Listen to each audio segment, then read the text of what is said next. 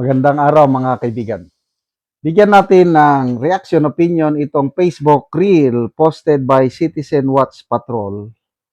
Napakagandang paliwanag ni Congressman Rufus Rodriguez tungkol sa ibinabatong kasalanan ni BP Sara sa impeachment complaint, yung grave threats, yung igugurgurin niya, yanan niya sina Pangulong Marcos, First Lady, and Martin Romualdez.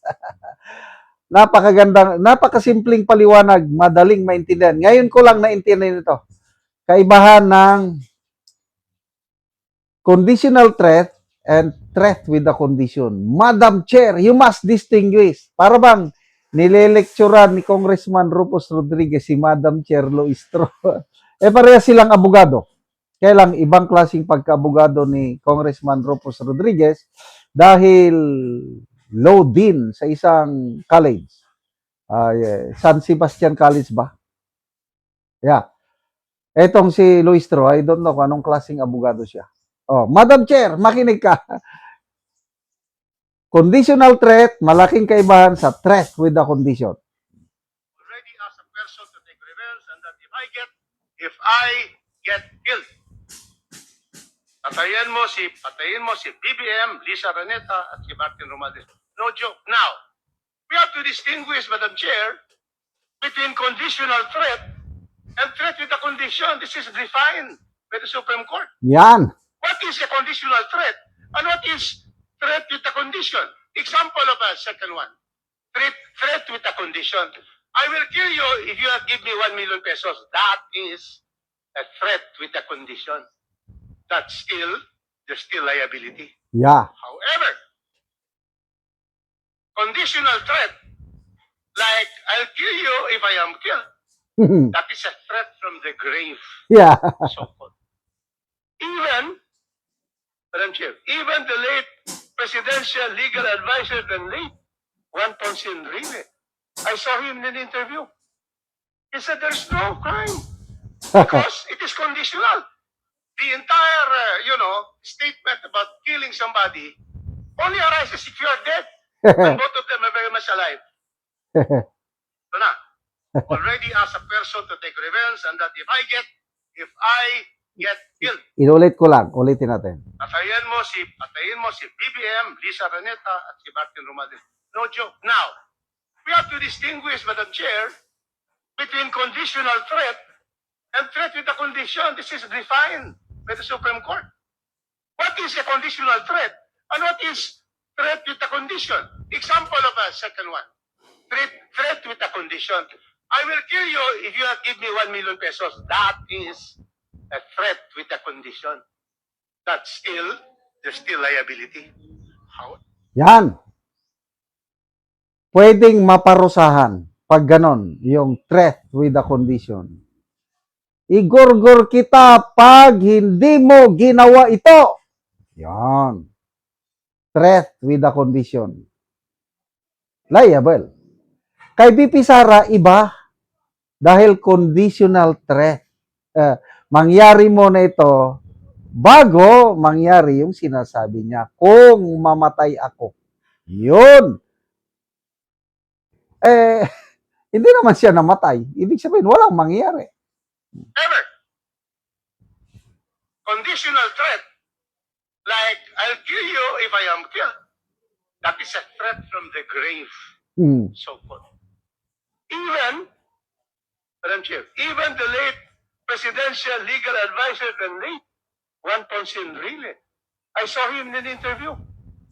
He said there's no crime because it is conditional. Enrile na yun, ha? Batikang abogado, mga abogadong di Campanilla. So, Enrile, Rufus Rodriguez, nagkakaisa sila na walang krimen doon sa pahayag ni BP Sara. Abogada rin si BP Sara. Alam niya kung ano ang makakasama sa kanya. Kaya nga ako, wala akong kaba yung ganyan. Di ba? 2024 yun nangyari. And then sinampahan siya ng reklamo sa NBI. Ang NBI, nandun na yung reklamo, sinampa na sa Office of the Prosecutor. I don't know kung saang syudad sa Metro Manila. That was 2024. Bakit hanggang ngayon, hindi pa, wala pang resolusyon ang prosecutor? Ang tagal na, more than 1 year na, magto 2 years na nga eh. Ano bang buwan yun? May? O magdadalawang taon na. Kaya kung may nakita pang liability si BP Sara, dapat yung prosecutor's office may resolusyon na para i-indict si BP Sara at isampa sa korte pataas. Hanggang ngayon, wala pa. Oh, ito, opinion ko lang ito. Ang prosecutor service, playing safe. Kasi kung magresolusyon sila na ibasura yung grave threat na kaso yon, anong mangyari sa kanila? Ay di, may pressure against, i-pressure sila ng administrasyon. Kung magresolusyon naman sila na hindi, alam nila matatalo sila sa, kasi ang ang threshold o ang pamantayan ng DOJ, certainty, sure certainty of conviction. Hindi yung probable cause lang. Once na inakyat sa husgado ngayon ng piskalya, dapat yung ebidensya siguradong makukonvict yung tao. Eh bakit hindi nila iakyat sa korte para makonvict na si BP Sara? Ito, napaka-simpleng paliwanag. Conditional threat yun. Kasi it is a threat from the grave. Buhay pa naman sila lahat. O di walang nangyari. Kaya salamat, Congressman Ropos Rodriguez. Ang sarap makinig.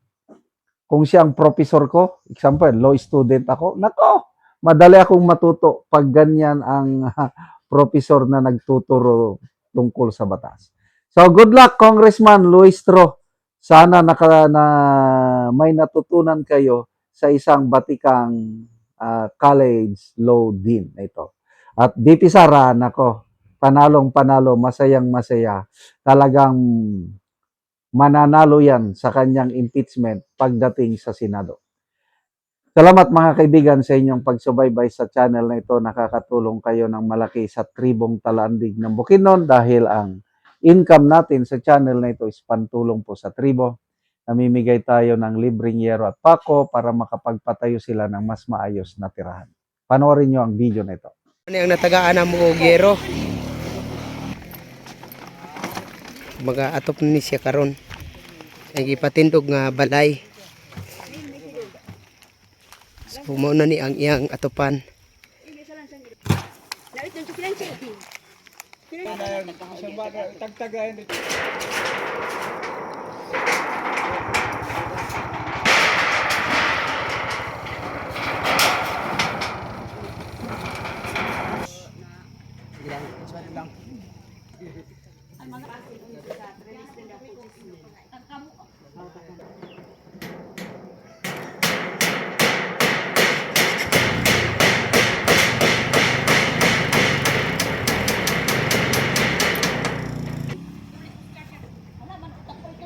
Ano tadi ba? Ano be?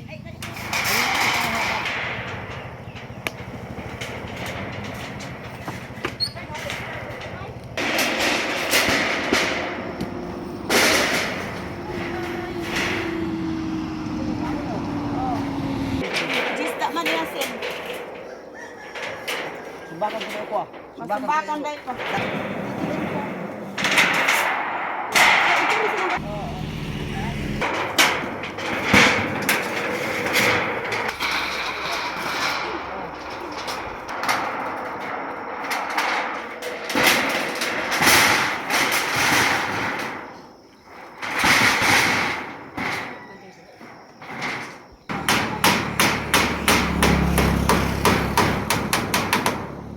Og karon human na gyud sa pag-atop ang gihatag namo nga yero, so dili na gid sila maulanan kay maayo na nga tan-awon ang yero nga nakaatop. Pagpasalamat sa gihatag nga tabang sa sin kay kun